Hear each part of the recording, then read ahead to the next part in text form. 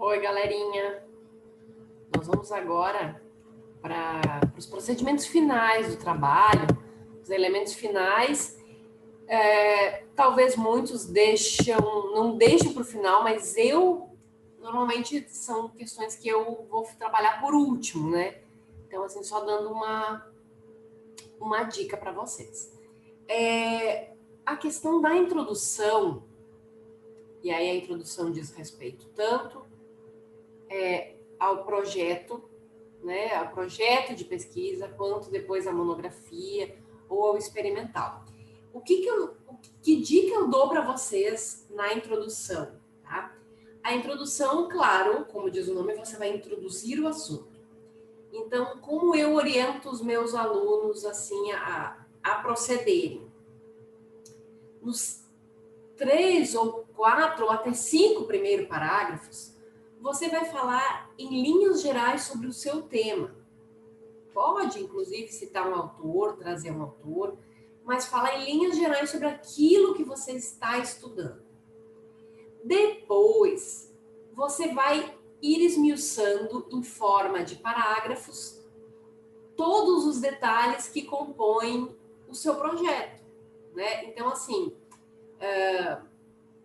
se você estiver fazendo o seu trabalho agora, né, esse projeto de pesquisa, você vai falar em linhas gerais do que este projeto vai apresentar. Tanto no sentido da justificativa, do problema, né? Vai dizer o que o leitor vai encontrar dentro daquele projeto. Então, é uma introdução relativamente simples, uma página já é o suficiente. Já quando for na monografia, no projeto experimental, você vai escrever esses 4 ou 5 parágrafos de introdução. E aí o segredo é o seguinte: vai escrever sobre os elementos, principalmente uma monografia, porque na monografia a gente não coloca dentro do texto justificativa, né, objetivos, objeto, problema, hipóteses. A gente não coloca isso na monografia. Então, o segredo é você explicar isso em forma de parágrafo na introdução. Logo, o presente objeto de estudo trata-se de tal coisa. Identificamos como problema tal situação, explica lá o problema. Vai colocar o que você já fez no seu projeto, se foi aprovado e estiver ok. Vai colocar lá, este projeto, esta monografia justifica-se, puxa lá a justificativa do projeto. Então, você vai colocar todos os itens. A metodologia do presente trabalho, puxa lá a metodologia que você fez no seu projeto. E em linhas gerais, porque depois você vai explicá-lo lá dentro, ou num capítulo, ou vai explicar ele de modo mais intenso lá dentro da sua análise. Mas aí você já traz ele na sua introdução.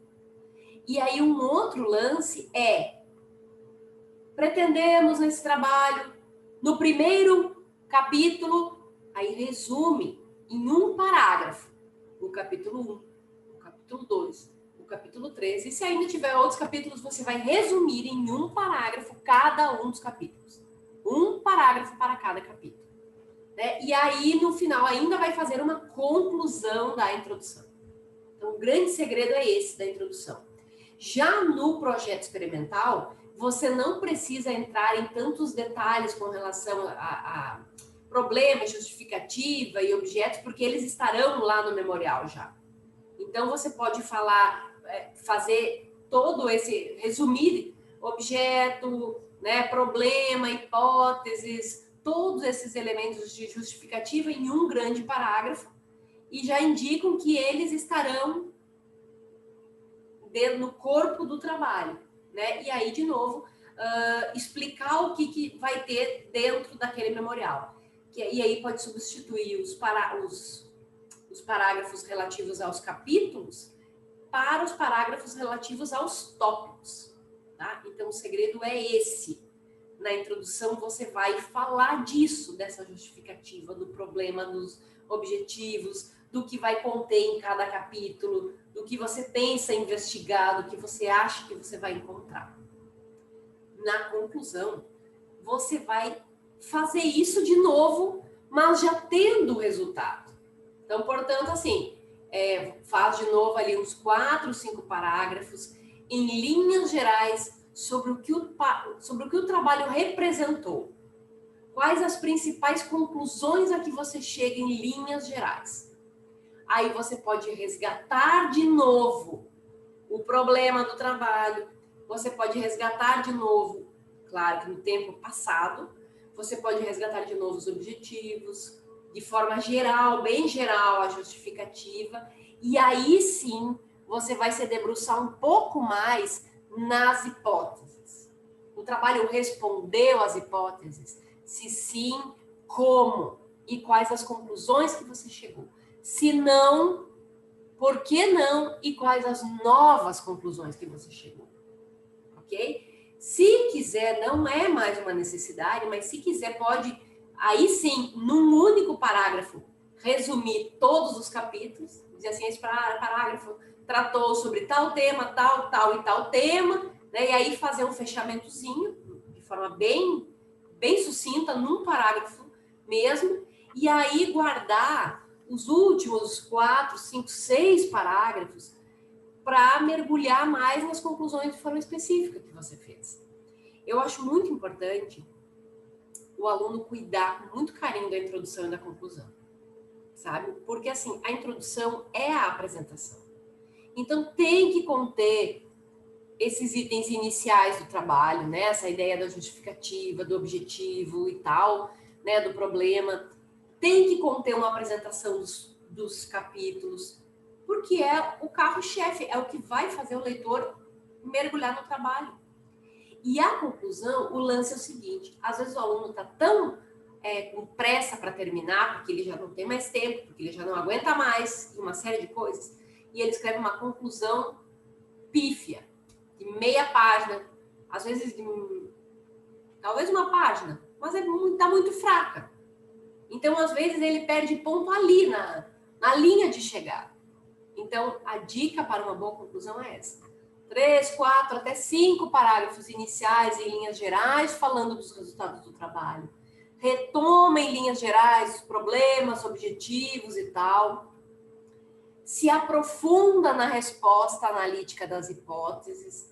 Pode aí sim resgatar todos os capítulos num único parágrafo e de novo ali 3, 4, 5 parágrafos se aprofundando nas conclusões. Não significa encher linguiça. Significa mostrar o que o trabalho concluiu nessas considerações finais do trabalho e você ainda pode se basear em autores na conclusão. Então, digamos assim, então, corroborando o que o autor tal disse ao falar, abre aspas, papapá, aí você vai explicando o que aconteceu com o seu trabalho. Tá? Então, conclusão não é encher linguiça. É mergulhar na conclusão. Tá? Isso é muito importante. Explicar direitinho para o leitor os principais pontos que você aprendeu, os principais resultados que você teve no seu trabalho, os resultados concretos, ok? Bom, o resumo, né, e aí incluindo palavras-chave abstract, a dica que eu dou também é a seguinte, escreva próximo do fim, porque aí você já vai ter uma noção do todo do trabalho, independente de ser experimental, monografia ou a própria elaboração do projeto. E aí, o que eu coloco ali como categorias de análise? Enfoca no teu resumo o máximo de coisas diferentes das palavras-chave. O abstract é o resumo em inglês, né? Ou outra língua. Pode escolher francês, enfim, espanhol. Normalmente, nós usamos só uma língua, que é o inglês, né? Só no resumo. Mas aí, o que eu te sugiro? No corpo do resumo, faça o resumo do seu trabalho e nas palavras-chave, use palavras que não estiveram no resumo. Por quê? Porque quando o seu trabalho vai para uma ferramenta de busca, eu quero saber mais sobre foco, comunicação no Amapá, e eu vou para o Google. Quanto mais palavras diferentes vocês tiverem no resumo e nas palavras-chave, mais são as chances de o Google, Yahoo, ou até as ferramentas de busca das bibliotecas brasileiras, mais fácil é a chance de encontrar o seu trabalho. Então, a dica é essa. Faça um resumo. Primeiro, faça um resumo do trabalho. E aí, diga tudo o que você quiser. E aí, nas palavras-chave, tente usar palavras diferentes das que estiveram no resumo. Porque aí amplia esse leque de busca. Tá? Eu acho que isso é muito importante. Dá mais visibilidade para o trabalho. E ele se encaixa em mais parâmetros de busca. Tá? O cronograma, ele é importante para quê? Aqui estamos falando especificamente do projeto, né, do projeto de pesquisa, e muitas vezes do próprio memorial. Então, o cronograma ele é importante por quê? Porque você vai se localizar naquilo que você quer fazer. Eu vou nos 3 primeiros meses, ou no primeiro mês eu vou só estudar, eu vou ler livros, eu vou fazer isso. No segundo e no terceiro mês eu vou ir a campo. No quarto mês eu vou apurar as informações. No quinto e sexto mês eu vou escrever a monografia. No sétimo eu vou fazer as correções. Então é uma forma que você tem de se organizar. Sobretudo, pensar inclusive se precisar de dinheiro, de financiamento, né? É aqui que os financiamentos muitas vezes olham para este cronograma. Porque aí eles vão ver o que essa pessoa quer fazer. Isso vai ser viável em 1 mês? Isso vai ser viável em 2 meses? Então, a gente percebe a viabilidade do trabalho por meio do cronograma. Isso que é muito importante. No cronograma, tu vais ali colocar digamos assim, uma meta para o trabalho, né? Você vai fazer uma estratégia de tempo e ação do trabalho, para a gente verificar se vai dar tempo. O sumário é aquela parte inicial do trabalho, onde você vai, todo mundo acredito que saiba o que é o sumário, né? Mas é a parte também que a gente deixa para o final, onde você vai colocar lá, introdução, página tal, capítulo 1, página tal, né? E aí, cada item, capítulo 1, página tal, cada item do capítulo 1 e a sua referida página, que é onde as pessoas vão se localizar no trabalho. O produto, ele é específico para quem for fazer projeto experimental. Aqui também, no relatório ou no memorial, que é a mesma coisa, é extremamente importante que vocês gastem um bom tempo e boas páginas no produto, porque é aqui também que vocês vão vender o peixe de vocês. Então, o produto nada mais é do que relatar o que vocês fizeram no trabalho prático. É como se fosse um making-of escrito do trabalho que vocês fizeram na prática. Então, assim, eu fiz um documentário, eu fiz um jornal, eu fiz um livro, reportagem. Coloque lá o tempo que você gastou. Coloque as fotos mostrando você produzindo. Coloque o que deu certo, coloque o que deu errado, coloque o tanto de entrevistas que você realizou, a média que levou cada tempo de entrevista. Quantas vezes você entrevistou a X pessoa? Quantas vezes você foi até um lugar tal para conseguir entrevista? Mostre as suas dificuldades, mostre os problemas, mostre como foi feita a diagramação, como foi feita a edição, tudo. Tenta fazer um making-of por escrito, escrevendo absolutamente tudo o que vocês fizeram, incluindo dificuldades, pontos positivos, erros, acertos, tudo. Coloque fotos, disponibilize, digamos assim, é um relatório. Mostra como se fosse, precisasse entregar para a FBI tudo que você fez, anexa tudo. Quanto mais coisa tiver nesse relatóriozinho explicando o produto, melhor vai ficar, tá? Nas análises, aqui eu queria só chamar a atenção, tanto para a monografia quanto para o projeto experimental, no capítulo lá de análise, né, no sentido de tentar explorar de novo o link com a teoria que vocês estudaram. Então, eu me baseei em Bourdieu, eu me baseei em Goffman, eu me baseei em Agrimani e em Lage. Na hora da análise, tu pode resgatar uma pequena fala do Lage, ou do Agrimani, ou do, sei lá, do Goffman, né? Pode, inclusive, escrever-se lá no capítulo, você colocou entre aspas. Na análise, você pode dizer com as suas palavras, colocando o autor lá, autoriano, e aí explicar aquilo que você quer fazendo a sua análise, partindo dessa fala do autor. Porque a análise, ela nada mais é do que você tem, digamos, eu estou analisando um livro de crônicas. Eu pego o livro de crônicas e eu vou analisar, olhar, esmiuçar ele com base lá atrás, nos livros que eu li, do que é crônica, nos tipos de crônica. Eu tento encaixar aquelas crônicas do livro naqueles tipos dos autores, naquelas características, naquelas classificações, né? Então, explorem essas análises à luz dos autores. Não adianta eu trazer autores que eu não usei antes, porque aí eu não estou de novo, lembram da coerência? Fazer um trabalho com coerência, com foco. Se eu trago os caras que eu não citei ainda, somente, claro que eventualmente um ou dois não tem problema, mas eu só vou trazer autores na análise que eu ainda não citei, que eu ainda não trabalhei, não tem porquê. Então, eu vou analisar à luz dos ensinamentos daqueles autores. Tá? Então, isso é muito importante. Por exemplo, alguém que está analisando, por exemplo, uma publicação feminista.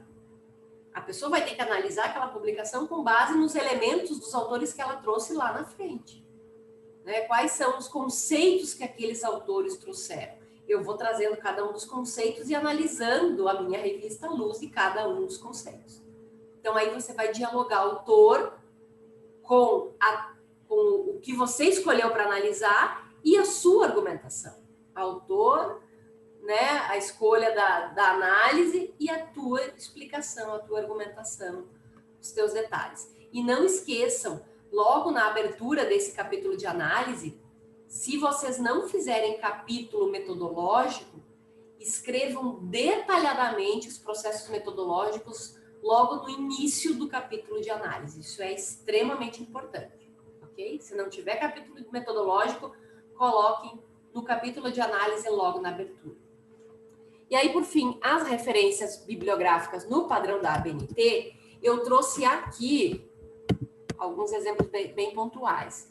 Então, o primeiro exemplo, que é um exemplo de dissertação, como é que vocês vão citar, tá? Trouxe ainda o trabalho do professor Jacques de Mello Andrade Júnior, é uma pessoa muito querida para nós aqui no Amapá. Trouxe um exemplo de livro de Angrimani, trouxe um exemplo de uma publicação em imprensa, como é que você cita a publicação em internet, e trouxe um exemplo de artigo científico publicado em revista científica, tá? Então, assim, aqui aí vocês podem depois dar uma pausa, né, neste trecho aqui da nossa aula, para vocês olharem com detalhes como é que se cita, tá? Dissertação, exemplo da dissertação pode ser tanto dissertação, monografia, projeto experimental, doutorado, é o mesmo estilo, livros do mesmo estilo, né? Publicações de internet também o mesmo estilo e artigo científico também, tá? Então, aí depois vocês podem parar aqui e dar uma olhada com calma. Então, são essas as explicações. Para dúvidas, podem me enviar um e-mail, robertachaime@gmail.com. Obrigada pela paciência e também desejo a todos um bom trabalho no seu projeto de pesquisa. E alguns que já têm o projeto de pesquisa muito bem encaminhado, eu desejo sucesso no aprofundamento deste projeto de pesquisa, que já será praticamente meio caminho andado para a monografia ou o projeto experimental. A gente se vê em breve.